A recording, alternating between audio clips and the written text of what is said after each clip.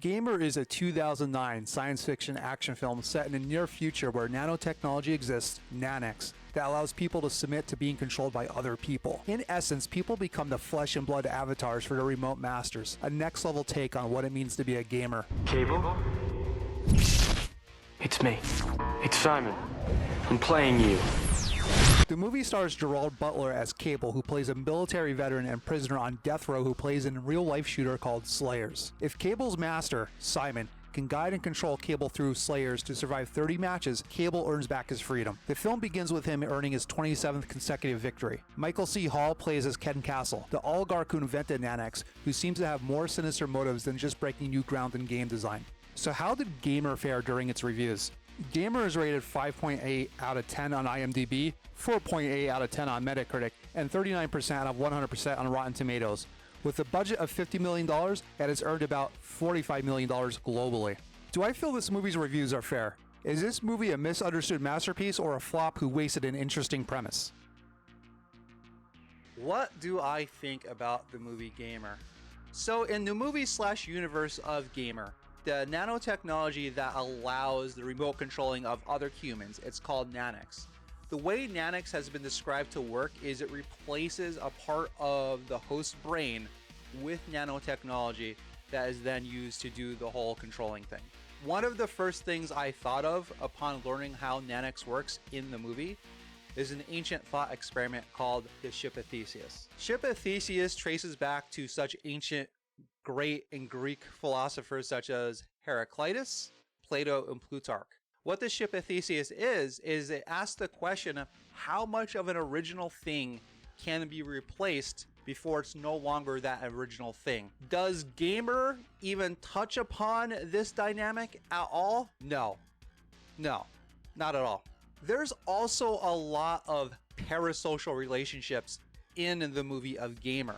Parasocial being basically having a relationship with someone that you've never met. Parasocial relationships are not something new. It could be argued that they existed since the inception of the first religion or myth, but in more recent times, people on the internet having a fan base or a celebrity having a fan base, and that fan base has very little to no interaction with them.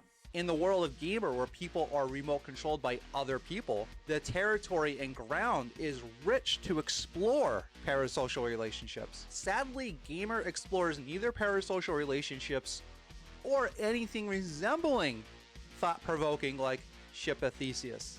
Oh, and speaking of parasocial relationships, smooth transition, do please subscribe to the channel, like or dislike, leave a comment if you have something to say. I'll definitely respond to it. And I also stream games, the schedule for which is located in the About section of this channel.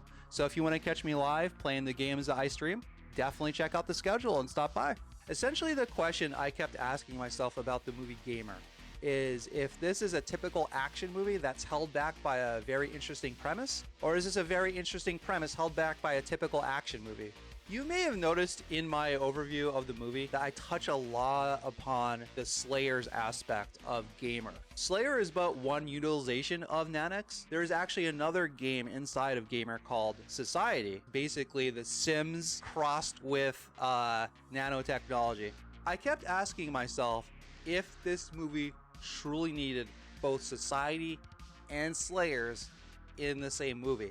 It seems one or the other could have sufficed, and then let the other focus, dive into things such as ship of Theseus and parasocial relationships.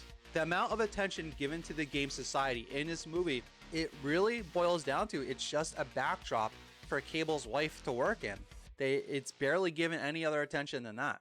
While researching this movie, I came across a lot of commentary saying that Gamer hates its target audience. I would have to think that this is focused on the fact that in the movie, there is a gamer that controls Cable's wife that is like the typical stay-at-home, fat slob, never gets outside or exercises type of gamer controlling Cable's wife. If you focus on just that, I suppose I could see how you could arrive at the conclusion that this movie hates its audience. It completely glosses over the fact that the other gamer feature prominently in this movie, Simon, that he's at the top of the world and the top of his game, both literally and figuratively. I don't see how this movie hates its target audience when if anything, it features two extremes of the spectrum. You have Simon on the top of the world, and then the other end of the spectrum, you have this typical fat slob type of gamer, you know, literally sweating in his freaking jazzy chair. You have two extremes. The movie doesn't do a lot of between those extremes, but to say that this movie hates its target audience, I wouldn't agree with that. I would just say it could have presented more shades in between. In the movie, it's been established that the Slayer system has become part of the federal prison system. Okay, so you're a criminal that's been tried by the court of law to be a criminal and deserve X punishment. So what does it say of a justice system that allows someone that's been deemed to be guilty to basically bypass their punishment if they survive a real life death match meant for entertainment and profit? What does that say of this world's justice system? What does it say of justice in this world? Sadly, this movie makes no attempt to answer any of that. It's basically put out to the viewer, hey, this is the premise of the movie. You can think deeper about it if you want, but we as the movie, we're certainly not going to. I really wanted to like this movie when I first heard of it. Like, hey, I'm a gamer. The movie's called The Gamer. There's some interesting takes on gaming in the movie. Like, I was all set to really like this movie. It's less than the sum of its parts. It's just not that great of a movie, and it's a shame. This movie could have did so much more. Now, would I recommend this movie?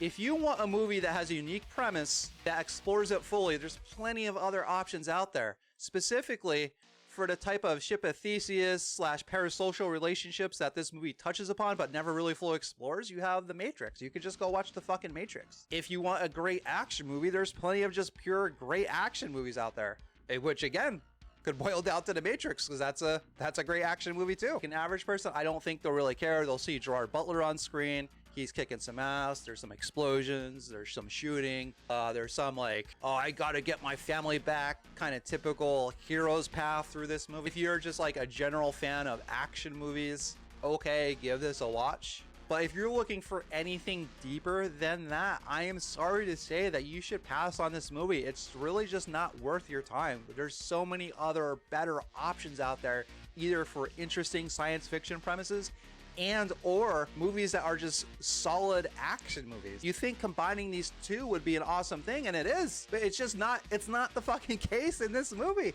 And like I said, that's very sad considering the movie fucking looks good, it sounds good, the acting's good, the dialogue's all right. Like, it has all the parts to be like this, I dare I say, like this timeless classic that was ahead of its time. You know what this actually reminds me of now that I'm talking about it? My first ever movie review was Videodrome. And Videodrome is a movie. It's not an action movie by any means, like by any fucking means, but it has a cool premise and it completely leaned into its premise.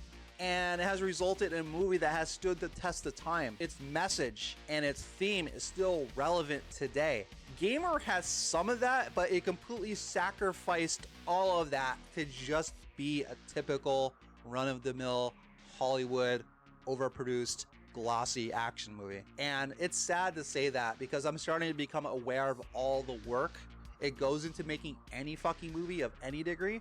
Like, there's a lot of work involved, so it's like, you know, I'm not really trying to shit on the people that did the lighting or did the key grip or did the principal photography or the cinematography or the soundtrack and all the behind scenes. Like, that all works really hard to make this movie a reality. But my impression is it's kind of a waste. It's just like it really is a typical action movie that wastes a really good premise.